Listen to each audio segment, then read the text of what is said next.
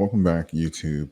I wanted to create this video to kind of have a conversation around all the things that's going on right now. We've seen pumps in GME, AMC, Doge. I know most of you follow me for crypto, so I was going to weigh in because we have kind of like a different factor for quote unquote meme tokens, meme crypto, meme stocks.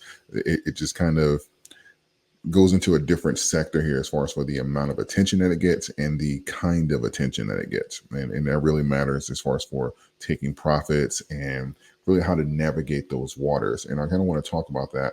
And we're going to take a look here at zones in a moment, but I want to lay the foundation for some things you can do when it comes time or when you decide to take profit. So the biggest thing that you're going to want to do is know your numbers, run your numbers, and get an idea of the percentage of return you want. And ultimately that's you can factor into dollars. And that's one of the reasons why I say coin count kind of matters more than versus buying $10 of a coin and then saying, okay, I want to turn this $10 into 100,000 versus having a more substantial coin count. And then you don't need that substantial move in that particular asset to give you the return dollar wise or percentage wise that you want. You can still get that same number without helping for a moonshot or a home run. You can still hit your same number, or regardless of what happens, you can still make out pretty well. And I think that's a big thing to consider when you're looking at investing into the market. So the next thing that you want to look at, what to kind of consider, is the fact that crypto and meme tokens are pretty much attacked, right? You have even in 2020, you'll see the articles coming out. I'll get some. Let me see. I can find some even for Doge here, I believe, with a quick Google search, and I'll switch screens once I have it. You'll see news saying, "Oh, the flame is wickering," or it's over, struggling, and all this kind of stuff like that. Let's see. Hold on.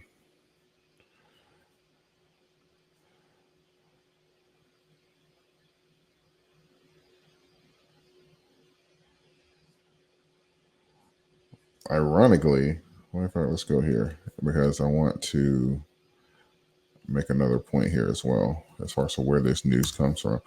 So as of right now, the time of the recording of this video, most of the news, I guess I can view full coverage to kind of get a better example, but most of the news doesn't seem to be completely attacking it. But another thing I wanted to point out is when you're reading these articles or you see these things like on X and all that kind of stuff, consider where they're coming from, right? A lot of times these articles are owned by the hedge funds. You'll see a lot of overlap there where the hedge funds are actually allowed to create publications and create narratives around particular assets. And don't ever think that they're going to create a narrative that's going to put them at a disadvantage. One of the things that we found out even during the big AMC situation in 2020, 2021, which was that Citadel owns Motley Fool. And so if you're reading those articles and Citadel is, shorting a position that you like, the best believe that they're not going to publish something that is going to put them at risk. But you'll see certain things here. And I think that Benzinga is another one. Sometimes they're okay, but ultimately you're going to have to want to sort through the news. That's the second thing. Sort through the news and see the narrative that's being created around it. Because sometimes, especially when things are pumping, they'll create a narrative and say, "Hey, it's over," or sell, or whatever. Because it's kind of like whenever this gets a serious pump, not necessarily what we had over the last day or so, which is like a penny or something like that, but when we have like that run from 8 to 12 initially, when we kind of hovered around there for like a day or so, the articles are coming out saying, "Hey, we need to get out," or "Hey, fear setting in, the trend weakening," all that kind of stuff like that. But we ended up consolidating and running all the way to 22 cent.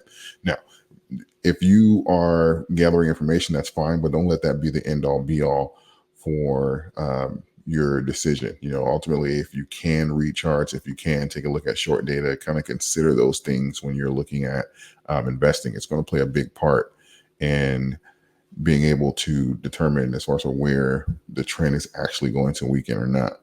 And the third thing is I want to cover zones for those of you who can read charts, because it'll give you a bit of a better idea, because no trend is going to exactly mirror the previous trend, but you'll get an idea of kind of like where to take profits, right? So if you, and obviously if you guys are watching my channel, I'll be charting this as we go up, and obviously I'll be moving zones and stuff, so we can be on the same page.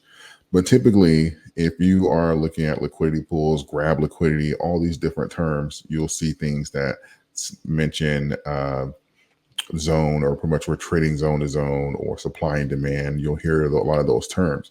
And typically what you're looking for is, let's say this zone here, 1518 to around 1845, right? Anywhere in this zone, that's typically zone to zone, right? So if you are saying, if you're investing here and if at 1522, something like that, and you say, I want to get out around that 1845, right?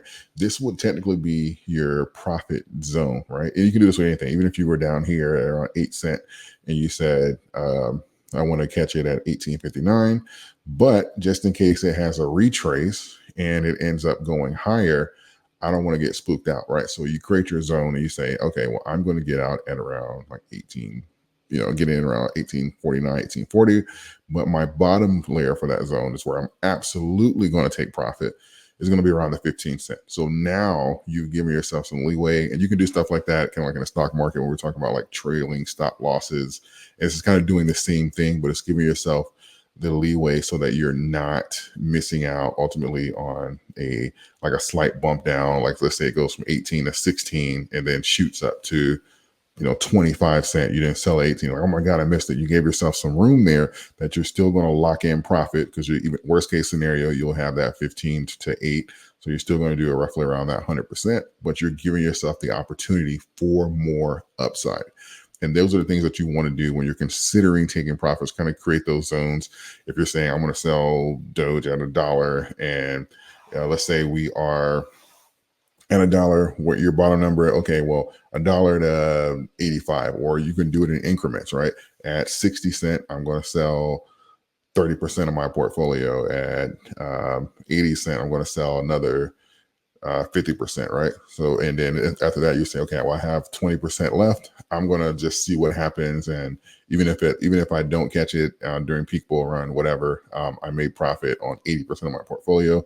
The 20% or 10%, I'm going to just let that ride and see what happens. So those are a couple strategies that you can use to make sure that you don't, when you get ready to take profits, that you don't give up the gains back to the market, because ultimately that is what the market is going to do. Eventually it comes for liquidity, and you have to decide what side of the table that you're going to be on. So when you are, especially those of you that have been holding since 2020 or been accumulating, these are some of the strategies that you want to kind of fine tune now to make sure that you are positioning yourselves to make profit. Same thing with GME, AMC. These are all the same numbers. As far as for creating those ranges, you have a lot more tools in the stock market. Like I said, trailing stop losses, you can lock those profits in and let it run, especially after you take your initial profits. Those are going to be really important factors to making sure that you don't end up being liquidity for the market, because these stocks, these coins, they're going to get a particular amount of attention. And when they start running, you're going to see record numbers of shorts, right? There were times with AMC and GME during 2020, 2021, where they were the most purchased stocks in the stock market, and they still went down, right? So we're talking about record amounts of shorts. And you'll see things like that, whether it be with Elon or X payments, or just people's, hate for, even Tesla, all that kind of good stuff like that.